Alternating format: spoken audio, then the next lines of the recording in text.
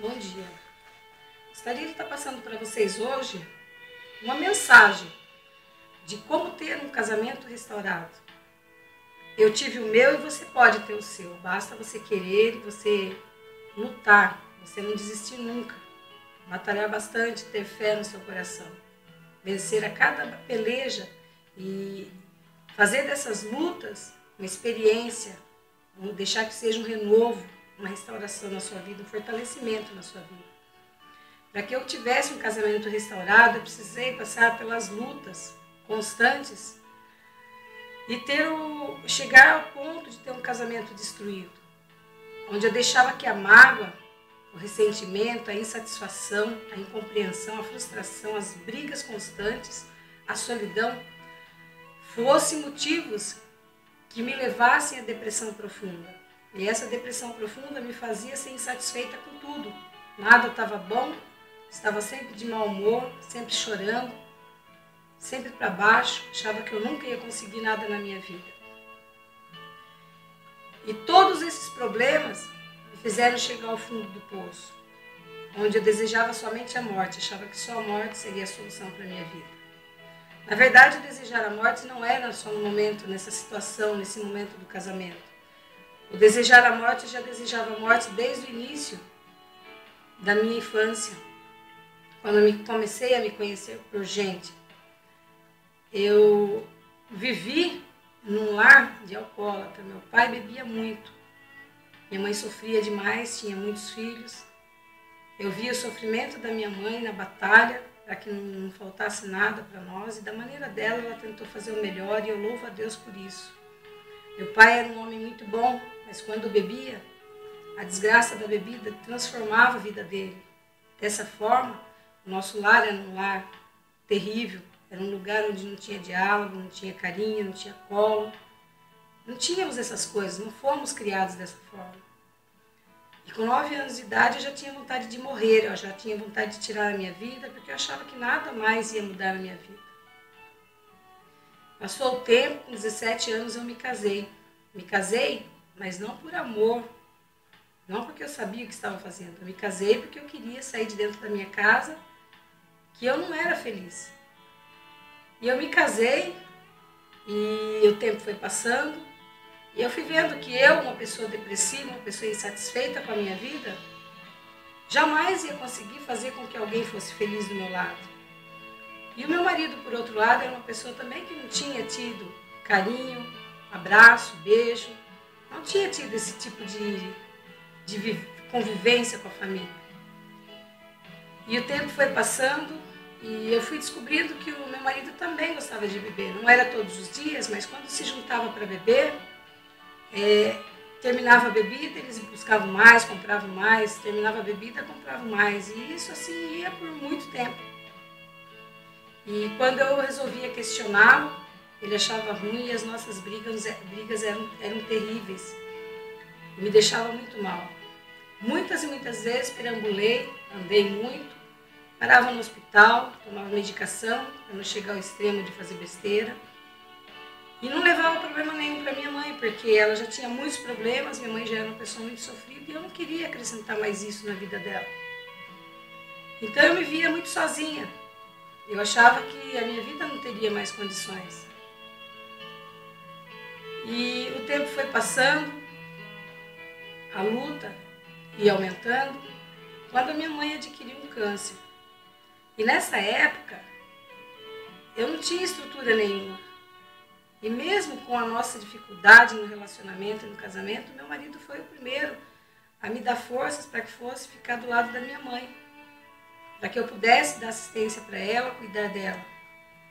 E foi isso que a gente fez. Foi eu, meu marido, meu filho, fomos morar com a minha mãe para estarmos perto dela.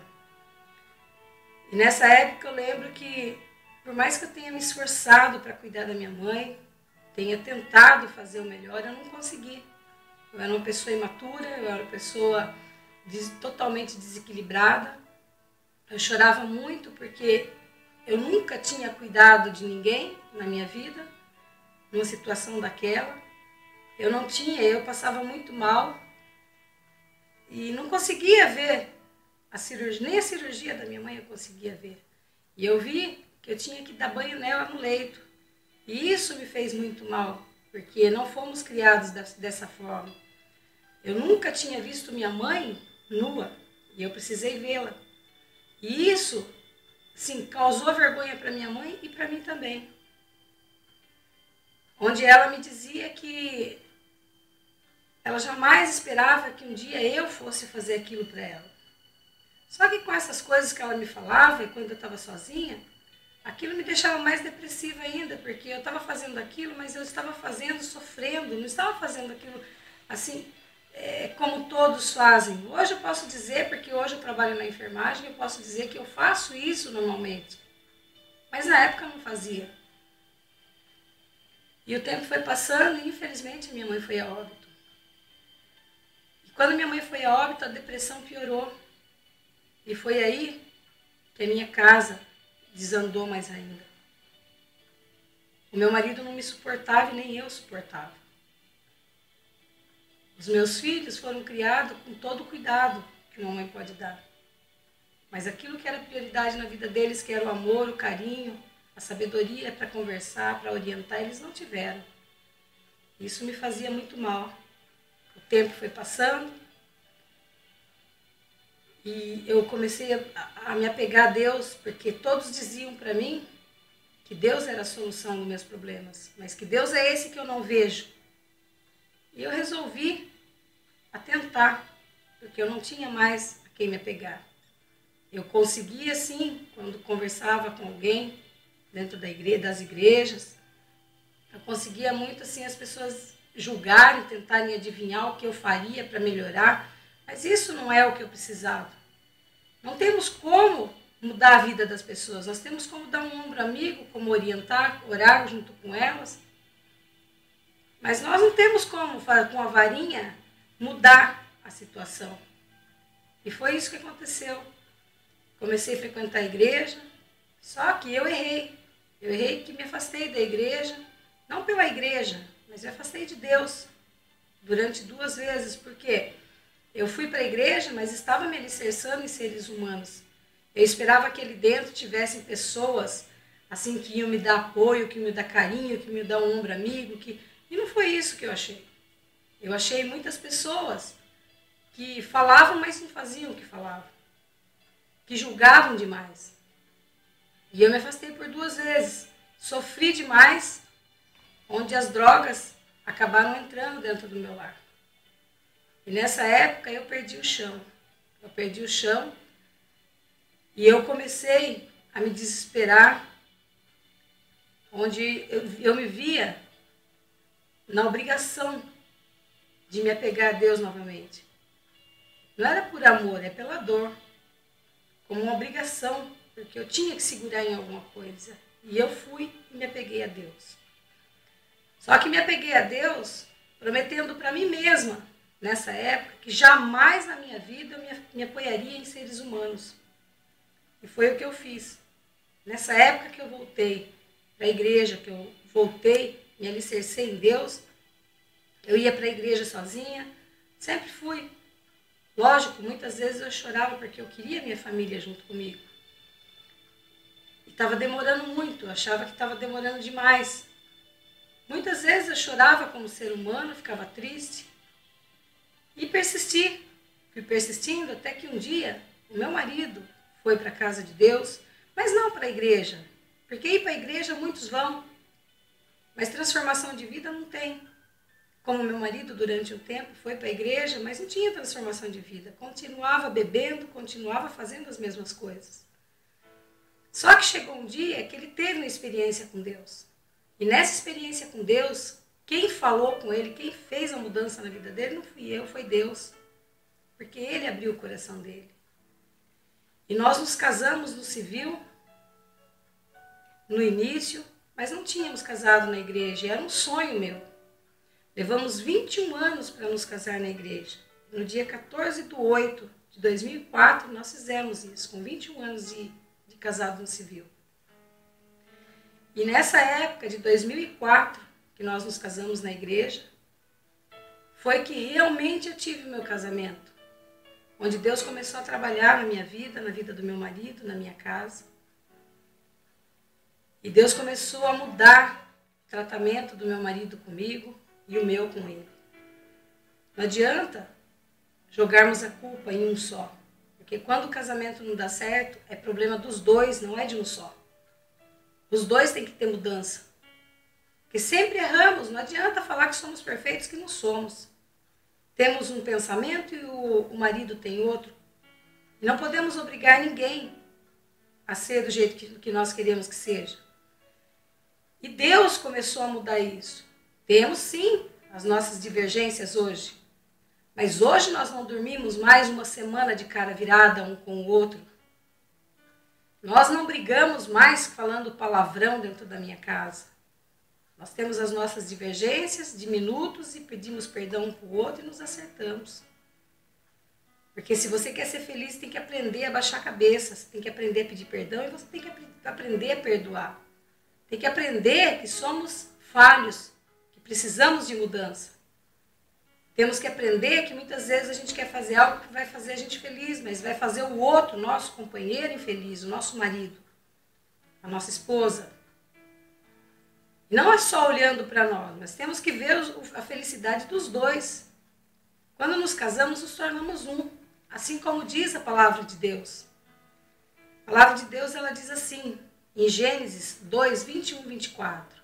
Então o Senhor Deus fez o homem cair em profundo sono, e enquanto esse dormia, tirou-lhe uma das costelas, fechando o lugar com carne. Com a costela que havia tirado do homem, o Senhor Deus fez uma mulher e levou até ele. Disse então o homem, esta sim é osso dos meus ossos, é carne da minha carne. Ela será chamada mulher, porque do homem foi tirado. Por essa razão, o homem deixará pai e mãe, se unirá à sua esposa e eles se tornarão uma só carne. Em Provérbios 5,18 diz assim, seja bendito o teu manancial e alegra-te com a mulher da tua mocidade. Em Cânticos 8,7 diz assim, as muitas águas não podem apagar este amor, nem os rios afogá-lo, ainda que alguém desse todos os bens de sua casa pelo amor, certamente o desprezariam. Porque o amor não é comprado, o amor é conquistado.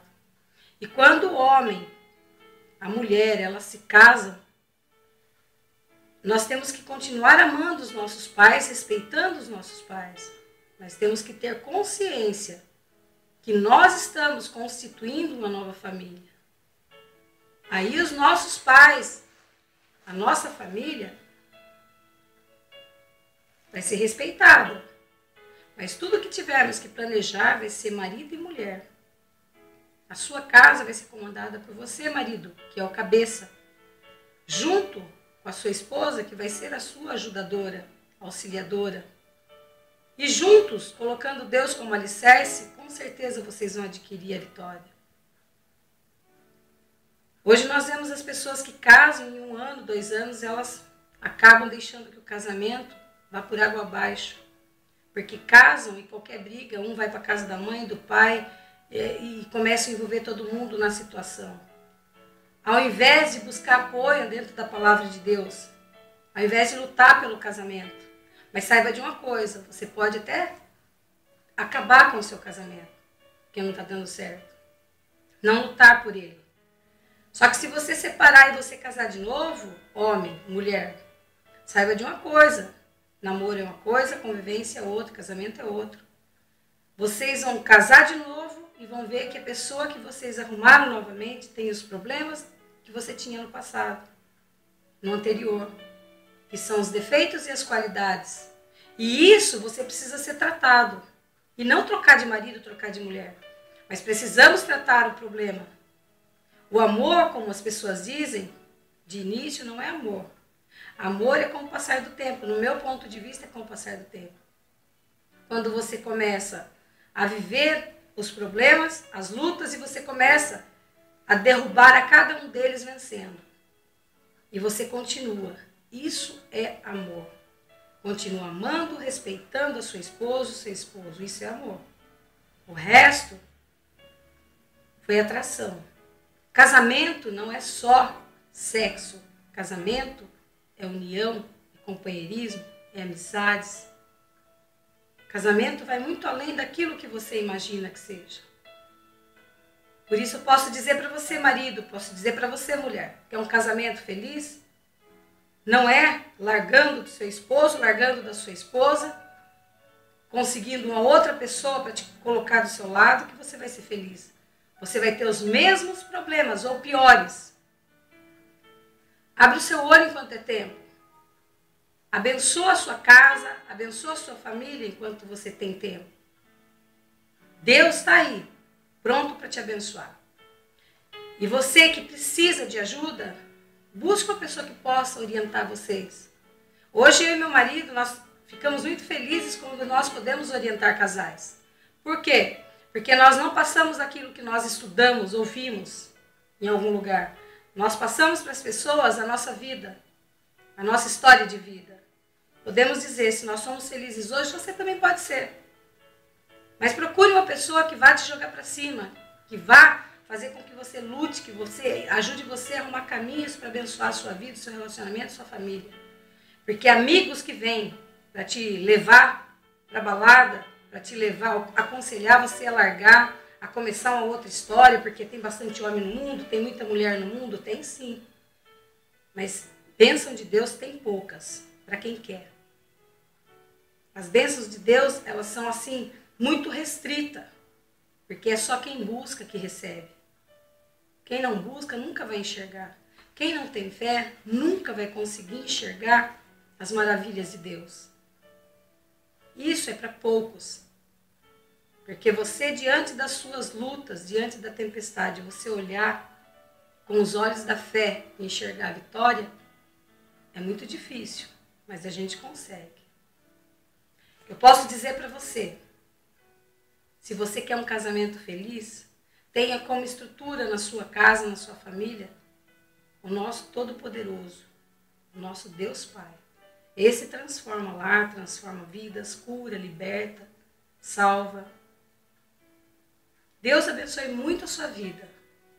E eu espero que aqui, com o meu testemunho de vida, com a minha história do meu casamento, temos muita luta ainda. Não posso dizer para você tudo aquilo que eu tenho para passar, porque é pouco tempo.